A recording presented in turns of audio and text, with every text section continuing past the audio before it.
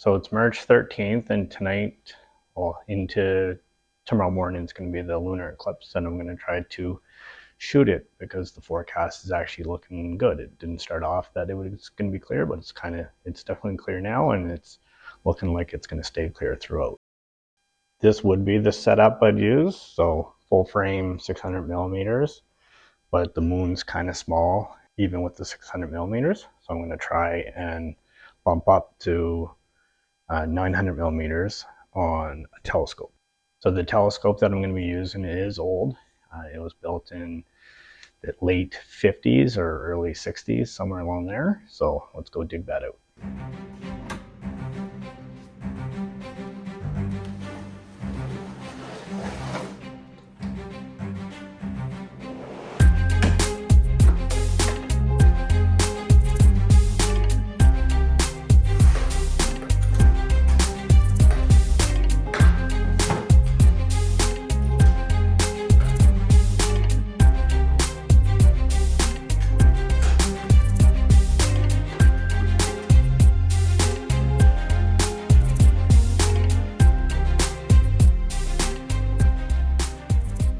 So to hook the camera up to the telescope, I do have an adapter for it.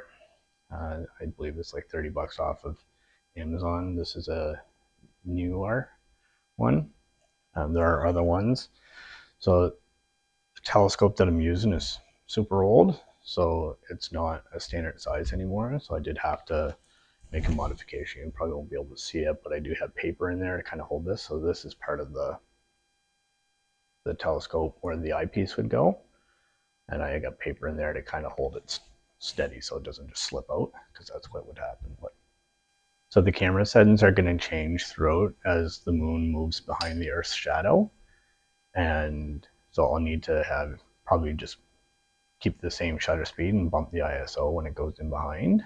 And then what I want to do is take a bunch of photos throughout. So probably 12 will give me good options to put a composite together. And I haven't decided how I'm going to do that, but I haven't shot lunar eclipse in a while, and when I did before, it was before my photography time, so I think I just got a snap of it, and I believe that was in like 2014-ish area. But so the next one for us here, I think, is in 2029. So this system does have the ability to put eyepieces in. We're not going to deal with that. I'm going to hopefully do some planetary imaging with this telescope. I've never done it before, but these will be too much magnification, and the more useful one I'm missing. So we're going to deal with that. I'll hook this up to the telescope and get it set up.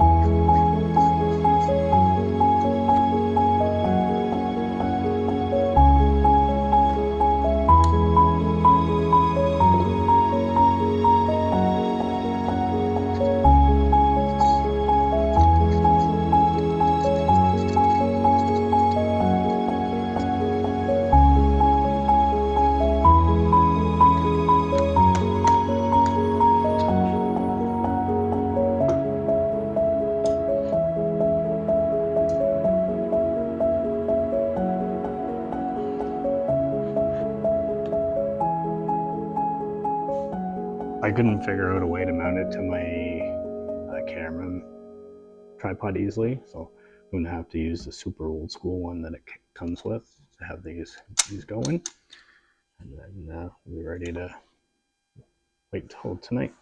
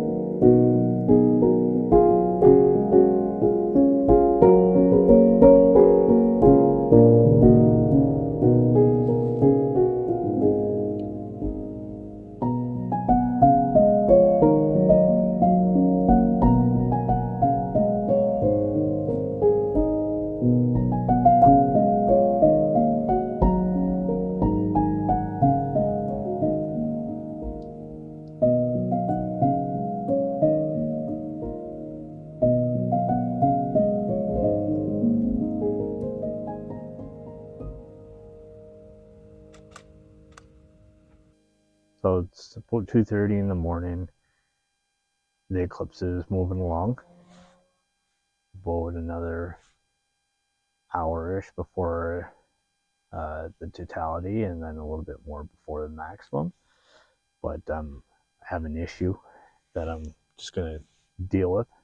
But when I have my setup 100% together, I can't achieve focus because the camera's too far away. So I took out this tube and I'm just hand holding the camera in place, lining it up and getting a shot. So obviously not ideal, but I have shot the moon before. It's been a bit and I must have forgot this issue. It does work with the eyepieces in though.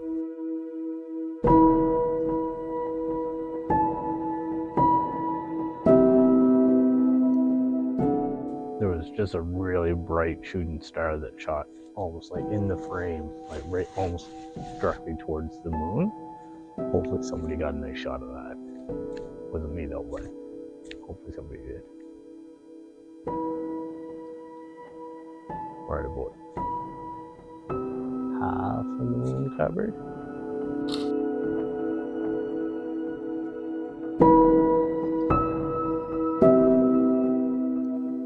I'm not sure why I didn't think of doing this earlier, but sacrifice my 300 mils and I'll put my telephoto on and it'll make this a whole lot easier.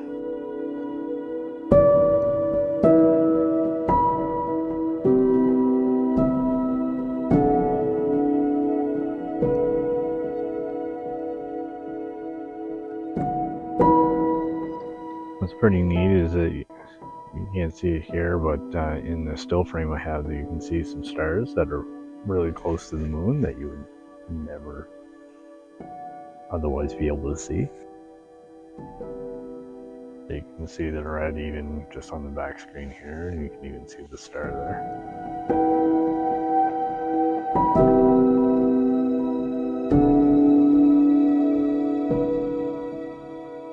So we're at full eclipse right now. Maximum still a little bit of ways. I am probably gonna call it here because changing from the telescope to the camera lens, so I'm able to shoot longer exposures with the tripod because, or with my current setup, because of how I was manually doing it on the other one. So I can see the redness of the blood moon in this a whole lot better. So it's going to change how I do my composite. So I lost the start of it, so I'm not going to stay up, and I had a long day and I have an early start tomorrow as well. So still fun nonetheless. We'll watch it fade a little bit more, and then I'll pack up and figure out how I'm going to put a composite together with what I got. But I did take some videos. These clips are sped up 7 times. I also had an old phone running a time-lapse and caught the moon fading before it slid out of frame, which was ultimately behind the neighbor's house. Considering the issues I had switching between the telescope and the lens, I think I came away with a nice composite to end the night.